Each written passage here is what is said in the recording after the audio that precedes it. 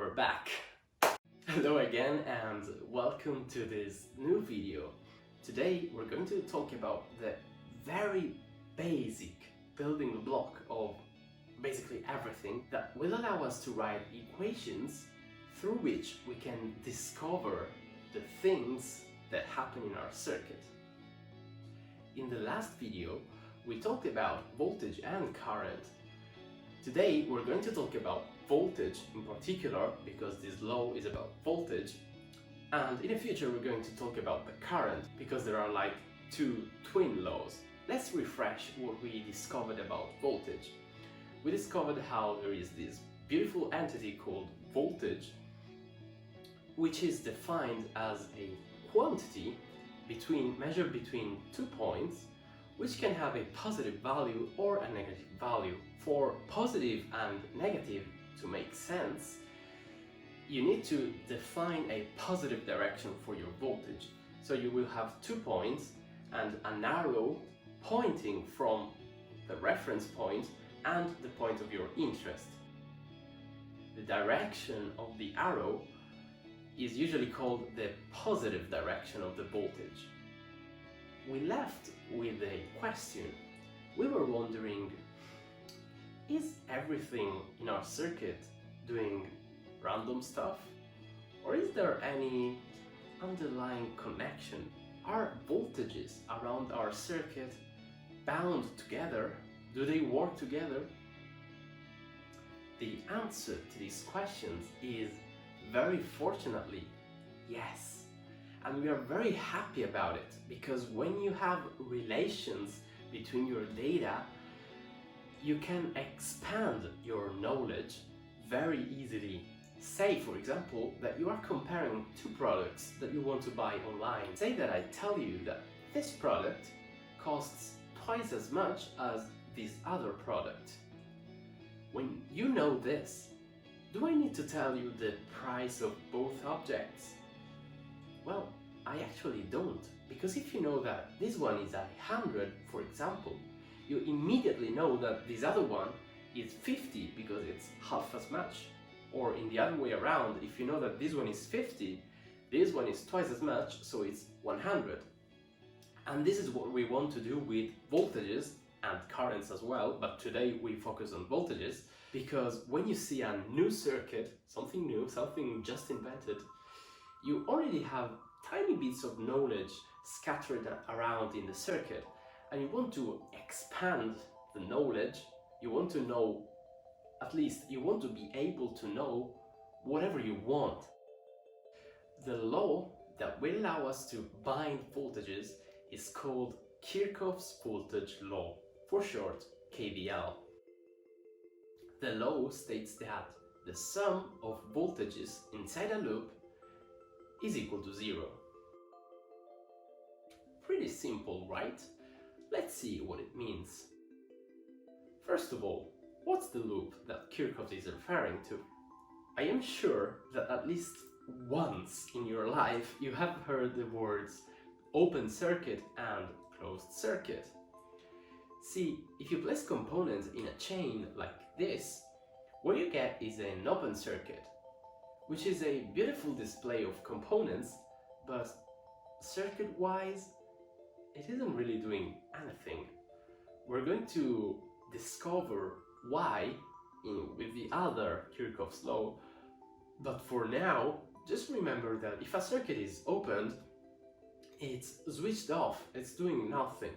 In order for a circuit to actually properly function, you need to close it.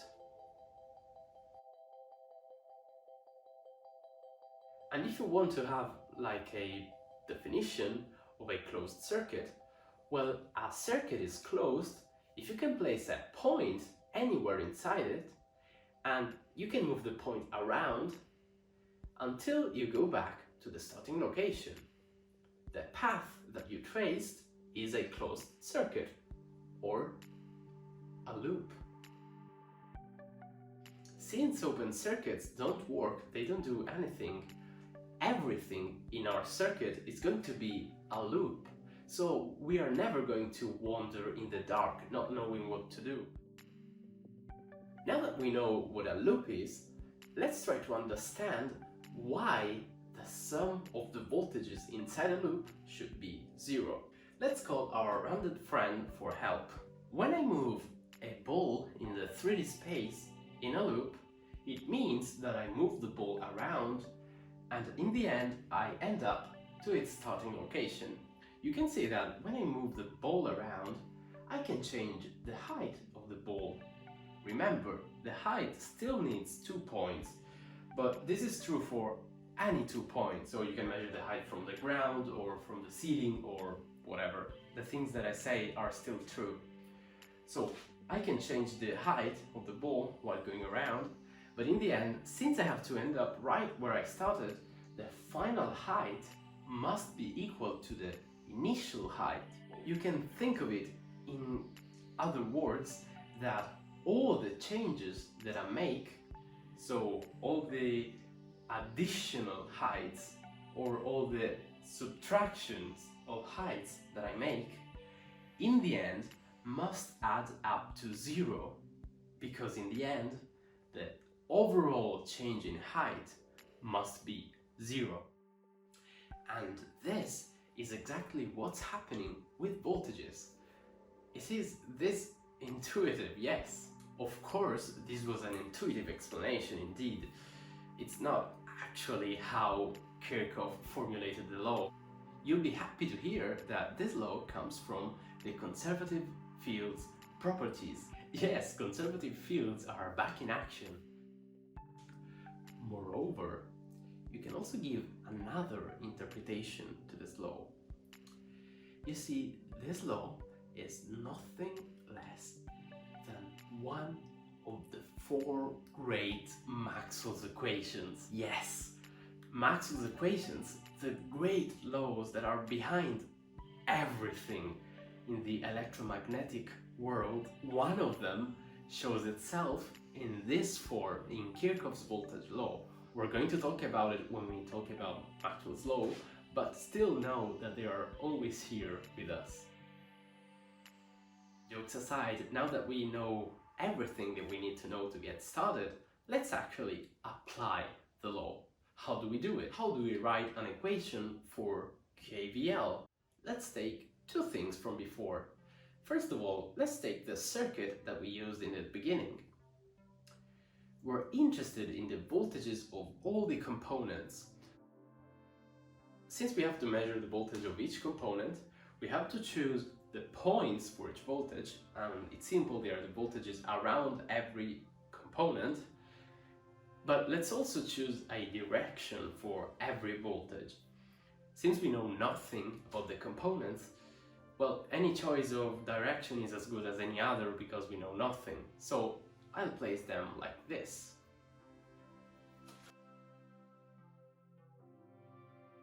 We're also bringing back the point from before.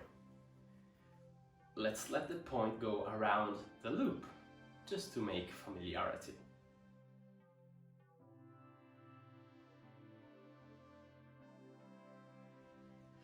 Let's give names to the voltages V1, V2 and V3. Writing the law is very simple. We're gonna let the point go around again, but this time, whenever the point meets a voltage, we're going to sum it. So we're going to have V1 plus V2 plus V3, and then when we go back to the starting point, we can end the equation by writing equals 0. Very, very simple, right? And now that we have this beautiful equation, we can make an example where we solve it when we assign values to the voltages. Say that we know that V1 is equal to 1 volt, V2 is equal to 4 volts, and we want to know the value of V3. If we solve the equation, we get that V3 must be minus 5 volts. So that 1 volt plus 4 volts plus minus 5 volts is equal to 0. Beautiful. You can see how sometimes we get negative answers, but it doesn't worry us that much. The equation was still fine, so we're happy. About capacitors. We know that when we flip a voltage arrow, like when I measure the battery in one way and then in the other way around, the value of the voltage is going to change sign. So what happens if we flip V3? The value of V3 is going to be now 5 volts instead of -5. But now 1 volt plus 4 volts plus 5 volts is no longer equal to 0. What's going on? There is actually one tiny step more that you need to do while you write your equation. You don't have to just sum the voltages, but you also have to look at the voltage arrows, where they are pointing especially. Say that you are going around the loop. You don't just sum everything at random, but when you're going in a particular direction, moving through the loop in a direction, and you meet a voltage, say that here there is a voltage, if the voltage points in the same direction of your movement, so if the voltage is pointing right, right in this case, then you will sum it like before. If the voltage is pointing against you in the opposite of your direction, you have to subtract it. So let's make an actual example. Say that you are writing a big loop. This is not an open circuit, it's just a section of a loop that you are going through, and you meet these two components with voltages V1 and V2. You're going from the left to the right, and you can see how V1 will agree with you, so you will add it to the equation that you were writing. V2 instead is against you, so you will subtract it, and then you'll go on with your equation. So with this new trick, with this new knowledge, we can go back to the modified version of our starting circuit with V3 pointing upwards. So now when we go around the circuit, we will get V1 plus V2 minus V3 equals 0. And so now we have 1 volt plus 4 volts minus 5 volts. And this is again 0. The law is saved. And now that is actually it. You see that it is extremely simple.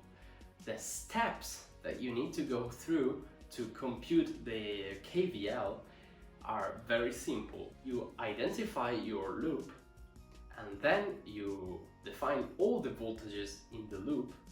You fix them. They will have to be like this forever, because you might write more equations and you should not change things while you go.